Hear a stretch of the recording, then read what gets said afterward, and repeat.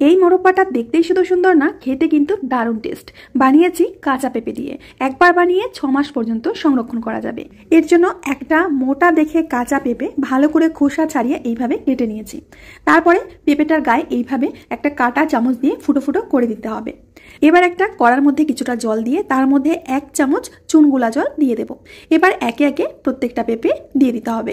তারপরে এটা ঢেকে 1 ঘন্টা মতো রেখে দিয়ে চুন জল থেকে তুলে নিতে হবে।